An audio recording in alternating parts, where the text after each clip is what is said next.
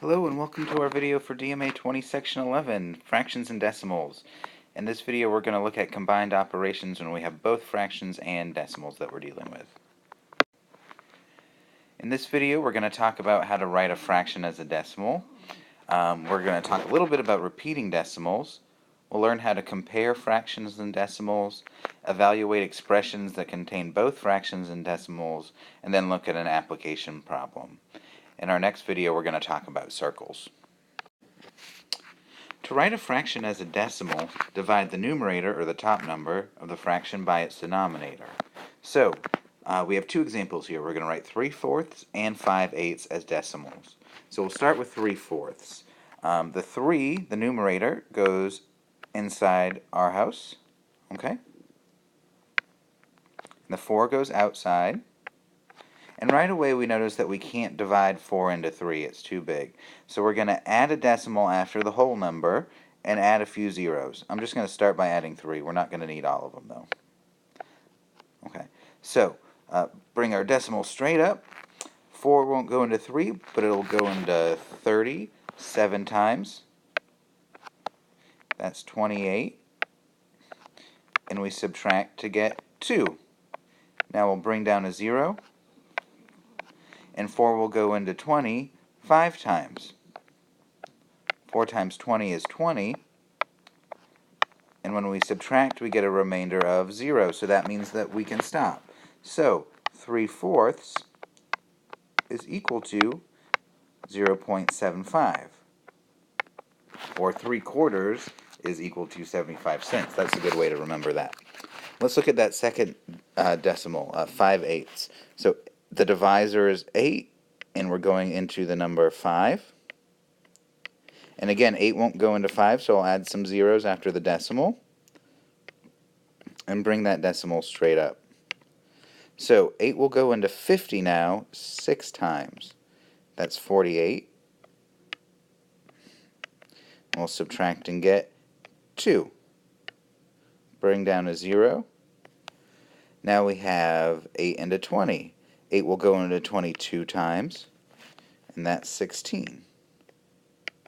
We'll subtract to get 4. Still don't have a 0 remainder, so we're going to bring down that 0 here. 8 will go into 40 5 times. That's 40. I subtract to get 0. So once I have that 0 remainder, I can stop. So our fraction 5/8 is going to be equal to 0.625.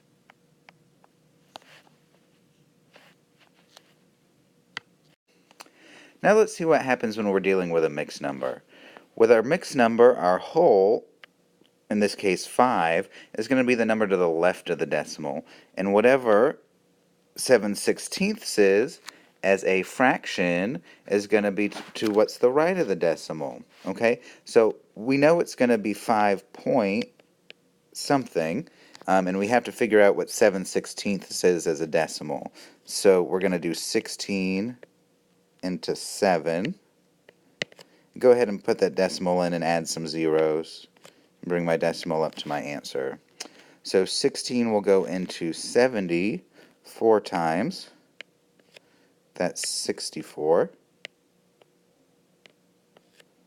I subtract and get 6.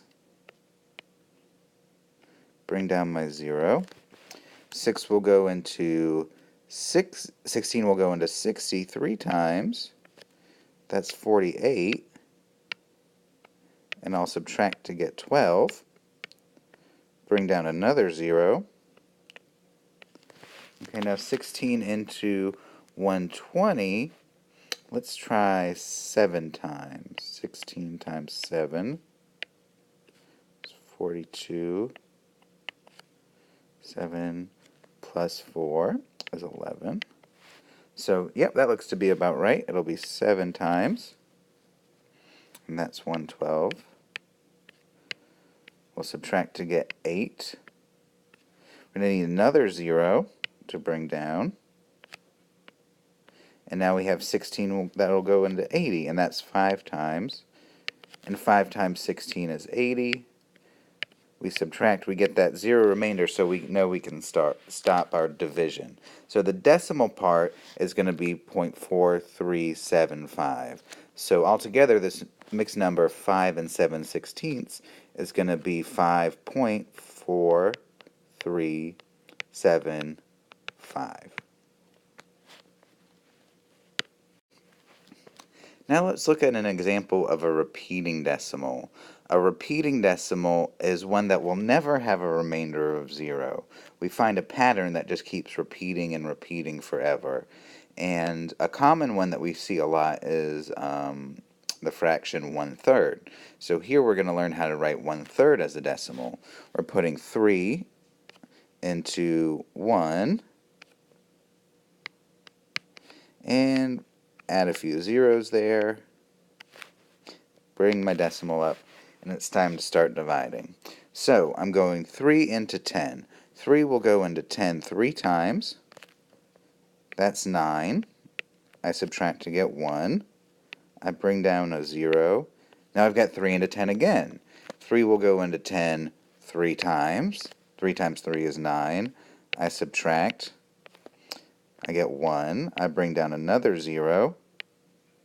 And I get 10 again. I know 3 is going to go into 10 3 times. Do you see this pattern occurring? I'm always going to go into 10 when I subtract and get my remainder, and 3 is always going to go into 10 3 times. So I'm going to get this string of 3's that go on and on forever. It's never going to stop. I'm never going to get a remainder of 0. I'm going to keep getting remainders of 10, and 3 is going to go into it 3 times. So I get this repeating decimal. Now, mathematically, how we're going to write this is I would say 1/3 is 0.3 repeating. I write this bar over the 3 to say that the 3 repeats over and over and over again. If I had a decimal that came out to something like 0.353535 that kept going on forever, what's repeating here? The 3 and the 5, the 3 and the 5. So I would write that as 0.35 and draw the bar over the whole repeating part, so the 3 5. So if you're converting a fraction to a decimal and you find a repeating decimal, then you use that upper bar to represent the repeating decimal. Now a note, no repeating decimals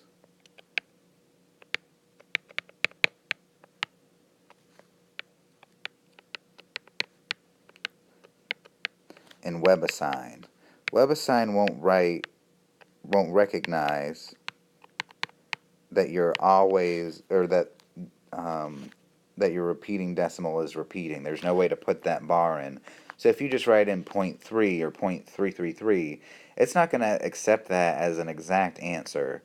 So unless they tell you to round to a specific decimal place, always enter a repeating decimal as a fraction in WebAssign to show that it's the exact answer, because those repeating decimals won't be recognized.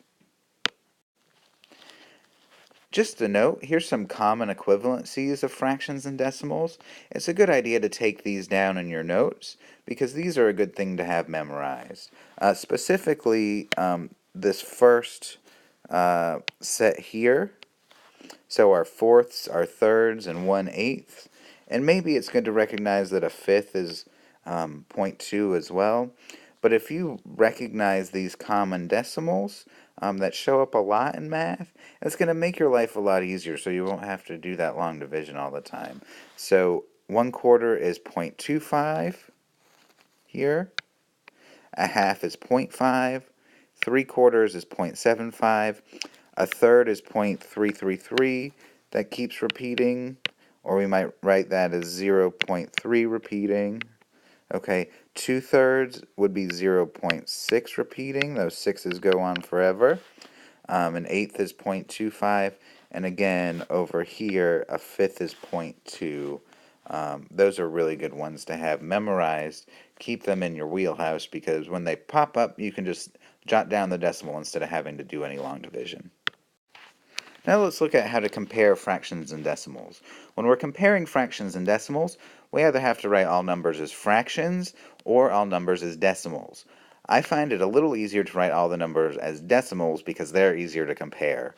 If I were to write all three of these as fractions, then I would have to find a common denominator for all three of those fractions before I can properly compare them. So I think it's easiest to write them all as decimals.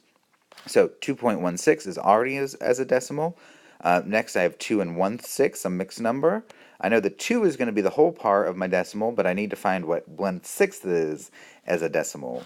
So I'll have 6 going into 1, and I'm going to add, let's add 4 zeros this time just to be safe with our comparing. Bring my decimal straight up and start my division. Now, 6 will go into 10 one time. That's 6.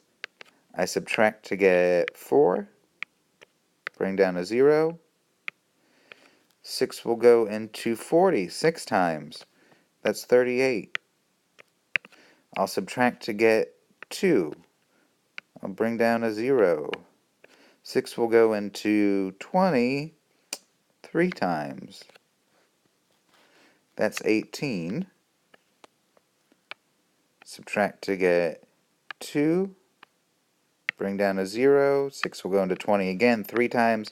I notice that I have a repeating decimal here.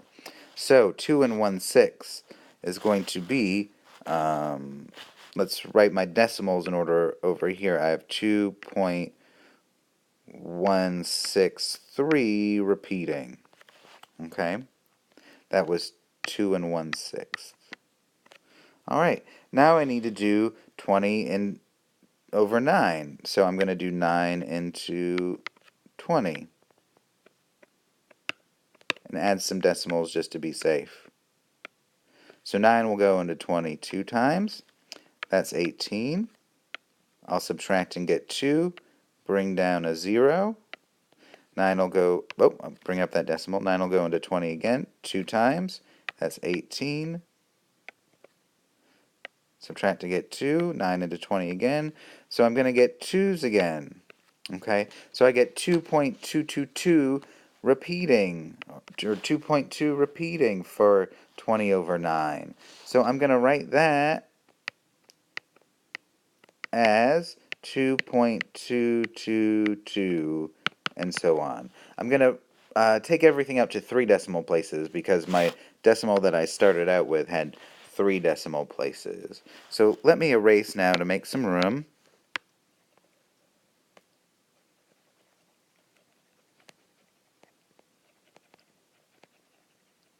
Okay, so when comparing all 3 of those, I have 2.163, 2.222, and 2.168. Okay, my largest is this one. My second largest, when I compare my other two, let's look. This was largest because the first digit that I come to that differs is a 2. Okay, but these other two, I have a 1 and a 1, a 6 and a 6, and a 3 and an 8. 8 is bigger than 3, so this is going to be my second largest. And then my third, or the smallest, is here. So 20 over 9 was the biggest, followed by 2.168, followed by 2 and 1/6. So if I write these in increasing order, it would be smallest to largest, 2 and 1/6, and then next is 2.168, and then the final one, the biggest of the 3, was 20 over 9. So working in terms of decimals, I was able to compare all these and then rank them from smallest to largest. Now let's look at how to evaluate expressions that have both fractions and decimals. Here we're going to evaluate 1/3 plus 0.27 by working in terms of fractions. Now sometimes in your homework on WebAssign it'll tell you to work either in fractions, or sometimes it'll tell you to work in decimals. Sometimes it won't tell you either and you get to choose. So choose the one that's easiest. But we always have to have everything in terms of fractions or everything in terms of decimals in order to properly work this out. So in this case, we're going to do fractions. So I need to turn 27 0.27 into a fraction. That's going to be 27 over, it ends in the hundredths place. So now I have 1/3 plus 27 over 100. To add these two, I need to find a common denominator. It's going to be 300. So I'm going to multiply this by 3 over 3, and this by 100 over 100 to get equivalent fractions.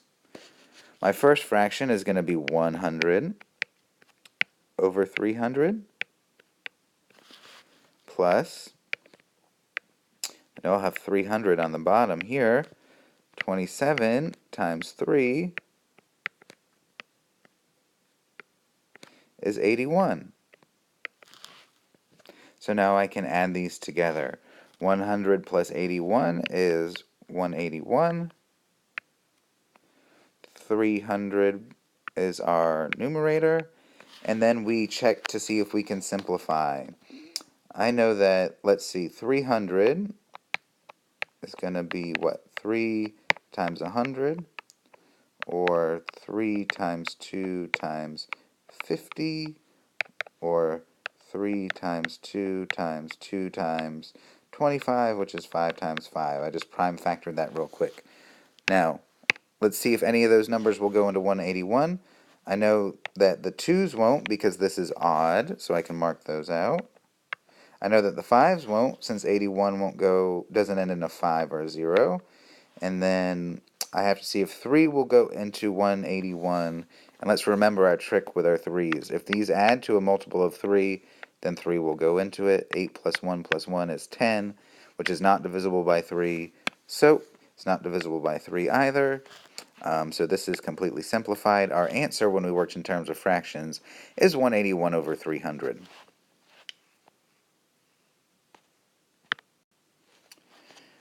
Now, let's work the same problem in terms of decimals. So we're going to evaluate 1/3 plus 0.27 working in terms of decimals. The first thing I'm going to do is convert 1/3 to a decimal. We know that's 0.3 repeating, and I'm going to express that as 0.33. I'm going to round it to the hundredths place, because this number here is in the hundredths place. So a 0.33 plus 0.27. And this is going to give us an approximate answer. Usually when you have a problem like this, WebAssign will say round to the hundredths place or to the thousandths place. So I'm just going to go ahead and assume that we're going to round to the hundredths place since we already have a decimal to the hundredths place. So when I do this, I need to line these up at the decimal.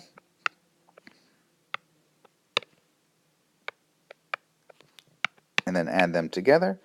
I get 0, 1, and then 6.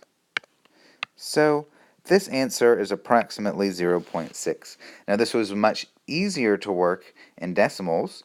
You'll see it went much quicker. But what did we get? We got an approximate answer, not an exact one. If WebAssign didn't say something like round to the nearest hundredths place or the tenths or the thousandths, then we would assume, since we have a non-exact answer here, they wanted us to work in terms of fractions, so we would get an exact and not an approximate answer. Finally, an application problem. We want to find the area of the shape below, and they give us a hint. Use the formula area equals 1/2 base times height. Well, this formula is a formula of a triangle. So what we're going to have to do is notice that this is broken up into triangles, for which we have a measurement of a base and a height, okay? And then notice that there are 6 of them. So we can find the area of this one triangle and then multiply it by the 6 triangles that we have to get the total area. So let's start by finding the area of one triangle. We know that area equals 1/2 base times height. Or when I plug in my measurements, I have 1/2 times 6 times 5.2. Okay? So I don't particularly want to work in terms of fractions here because I get a mixed number with a 5.2 or an improper fraction. I think it's going to be easier to work in terms of decimals because I know that 1/2 is 0.5. So I will write this as 0.5 times 6 times 5.2.